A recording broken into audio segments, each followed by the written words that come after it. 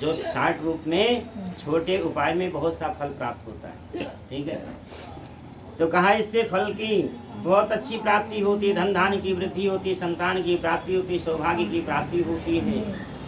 तो उस समय साधु बनिया ने राजा उल्कामुख से व्रत के विधान को पूछ करके व्यापार से निवृत्त होकर अपने घर आए। घर में आकर के अपनी धर्मपत्नी लीलावती से कहा कि हे प्रिय, आज मैंने एक व्रत देखा है जो भगवान श्री सत्यनारायण व्रत कथा है, जो सुख सौभाग्य देने वाला है, सर्वत्र विजय प्रदान करने वाला है, धन धान्य की वृद्धि करने वाला है और संतान देने वाला है। उस समय लीलावती ने अपने पति के साथ आनंदचित होकर के और गर्भ धारण किया। 10वें महीने में उससे कन्या रत्न की उत्पत्ति, उस समय कन्या का नाम कलावती रखा गया।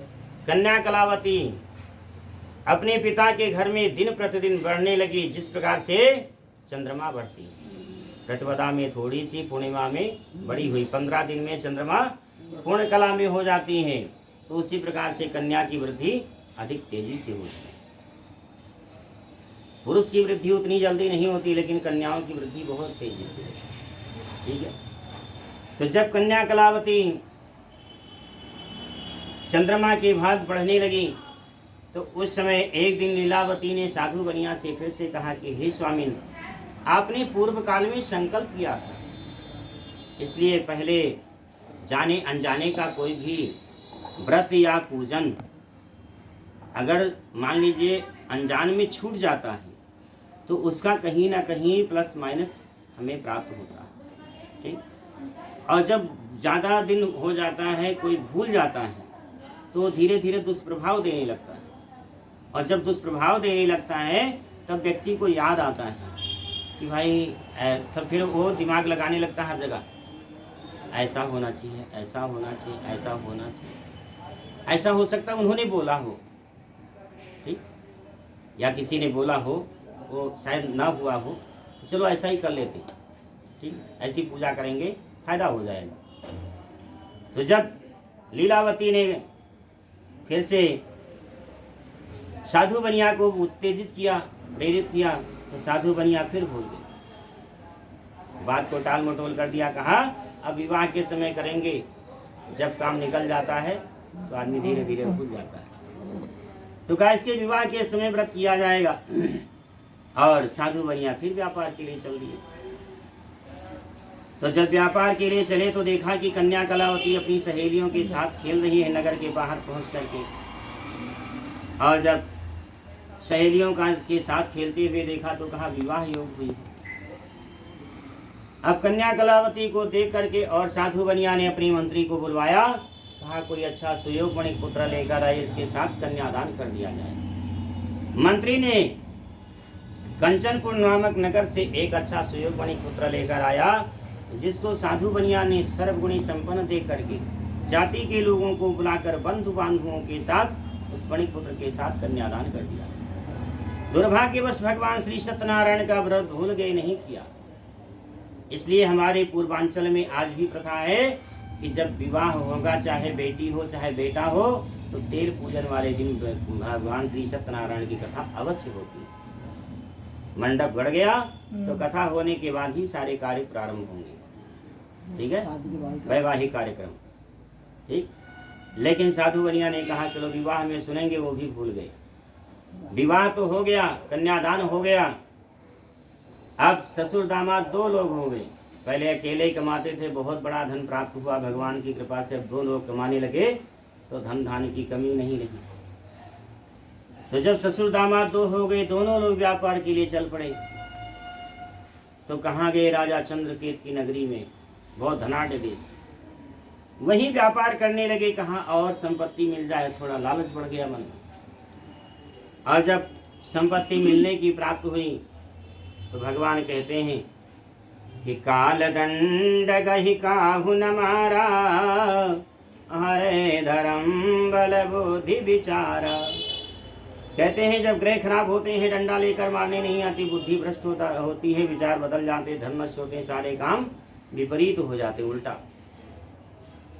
तो जब साधु बनिया की ऐसी स्थिति हुई कि जो पहले तो खूब आया, बिन मांगे मोती मिले, मांगे मिले न भीख, और लेकिन जब धीरे धीरे जाने लगा तो उस समय आदमी को याद आता है कि पता नहीं कौन से देवता प्रकोप हैं या कोई पितृ रूठे हैं जो हमारा सब जा रहा है। उस समय आदमी को याद आ जाता है। तो जब साधु बनिया ने देखा कि विवाह हुआ, कन्यादान हो गया, कथा नहीं हुई, भगवान विष्णु रुष्ट हो गए, तो फिर से साधु बनिया को श्राप दे दिया, तुम्हें दारुण और महान कष्ट प्राप्त हो। जब श्राप दे दिया तो उनके घर में जो भी धन संपत्ति था सब चोर चुरा लिया। जिस राज्य में व्यापार करने गए थे राजा चंद्रकेत की नगरी में, वहां भी चोरी हुई और राजा के धन को चोरों ने ला करके और साधु बनिया के नाव के किनारे रख दिया। इसके बाद राजा के दूतों ने आकर के दोनों ससुर दामाद को ले जाकर जेल में बंद कर दिया। अधिक कष्ट प्राप्त करने लगे।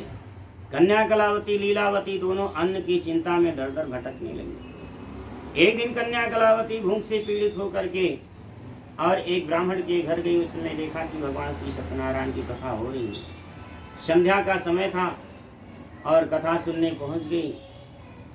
तो जब एकांत में बैठ करके कथा सुनी और भगवान से प्रार्थना किया कि हे प्रभु, हमारे पिता और पति के अपराधों को क्षमा करें, अपने घर शीघ्र आ जाएं। कथा सुनने के बाद थोड़ा रात्रि से जब कन्या कलावती घर लौटी तो उस समय लीलावती ने कहा, हे बेटी, तुम्हारे मन में क्या है? तुम इतनी रात से कहाँ रुक गई थी? उस समय कन्या कलावती ने लीलावती से कहा, हे माँ, आज मैंने एक व्रत देखा जो भगवान श्री सत्यनारायण व्रत कथा है। और जब लीलावती को भगवान श्री सत्यनारायण की कथा का प्रसाद खिलाया तो उस समय लीलावती कहने लगी, हमारी भी मन्नत है, हमें कथा सुननी चाहिए। अपने सामर्थ्य के अनुसार सामग्री एकत्र किया और भगवान श्री सत्यनारायण की कथा सुनने लगी। जब भगवान श्री सत्यनारायण की कथा सुनने लगी तो जिसके प्रभाव से भगवान विष्णु संतुष्ट हुए। राजा चंद्रकेत को स्वप्न दिखाया और स्वप्न में कहा कि हे राजन, दोनों बंदी बड़े पुत्रों को बेड़ी बंधन मुक्त कर दो, उनका जो धन लिया वापस दे दो, नहीं तो तुम्हारा सर्वनाश कर दूंगा। ऐसा कह करके भगवान विष्णु अंतर्ध्यान हो गए। लेकिन राजा चंद्रकेत प्रातः काल उठ करके सभा मध्य में जाकर के स्वप्न का हाल सभासदों से बताया और दोनों ससुर दामाद को बेड़ी बंधन मुक्त कर दिए, बाहर लाए, छोर कर्मादि करवाया, अच्छे अच्छे वस्त्र आभूषण दे करके सुसज्जित किया, उनका जो धन लिया था उससे दुगना करके दिया। लेकिन फिर भी साधु बनिया डर के मारे कांप रहे। उस समय राजा चंद्रकेत ने कहा कि आपके प्रारब्ध का दोष था, जो पिछले कर्म का दोष है, भुगतना पड़ता है। कहा प्रारब्ध का दोष था इसलिए कष्ट प्राप्त हुआ, आप कोई कष्ट नहीं, अपने घर जाइए। तो राजा चंद्रकेत को प्रणाम किया साधु बनिया और नाव के किनारे पहुंच गए। देखा नाव सोने चांदी से प्रफुल्लित हो रही है। साधु बनिया अपनी नाव को संभाल कर घर के लिए प्रस्थान करना चाहा। भगवान विष्णु ने कहा, एक बार फिर से परीक्षा ले। दंडी का रूप धारण किया, नाव के किनारे पहुंच गए। साधु बनिया से कहने लगे, हे साधु, तुम नौका को त्रस्ती। भगवान विष्णु ने जब साधु बनिया से पूछा नाव में क्या है, साधु बनिया भी बहुत चमड़ी चली जाए दमड़ी न जाए, कहने लगे, मम नौका लता पत्रा कम मातिष्ठति। कहा मेरे नाव में बेलपत्र इत्यादि भरे हुए हैं। ऐसी निष्ठुर वाणी सुन करके भगवान विष्णु ने कहा, यो मस्त, चलो वो भी ले लो, वो भी हो जाएगा। जब बेलपत्र इत्यादि भर गए, नाव पानी में तैरने लगी। साधु बनिया रोने लगे, मूर्छित हो गए, पृथ्वी पर गिर पड़े। उनके दामाद ने कहा, व्यर्थ रोने से फायदा नहीं है, सब धन के स्थाप हैं, सब कुछ वहीं कर सकते, मुझे वहीं जाना चाहिए। साधु बनिया रोते हुए भगवान विष्णु के पास जाते। आतुर समय गहेस पद जाई, त्राहि त्राहि दयाल रघुराई। अतुलित बल अतुलित प्रभुताई, मैं मति मंद जानी नहीं पाई। कहा, हे प्रभु, आपके गुणों को यथावत रूप से योगी ऋषि इत्यादि नहीं जान सकते हैं। आप नर हैं, नारायण। हम एक साधारण मनुष्य कैसे जान सकते हैं कि आप संत हैं या नारायण हैं? हमने संत रूप समझ करके आपका तिरस्कार किया, अवहेलना किया। इसलिए हमारी और हमारी धन की रक्षा करें, हम सब परिवार आपका पूजन करेंगे। भगवान विष्णु संतुष्ट हुए, फिर से कहा, तथास्तु, परिपूर्ण हो। नाव सोने चांदी से प्रफुल्लित हुई। साधु बनिया ने अपने नाव को संभाल कर घर के लिए प्रस्थान किया। इस प्रकार श्री स्कंद पुराणे रेवाखंडे सूत शौनक संवादे बोले तृतीय अध्याय श्री सत्यनारायण भगवान की जय। श्रीमन्नारायण।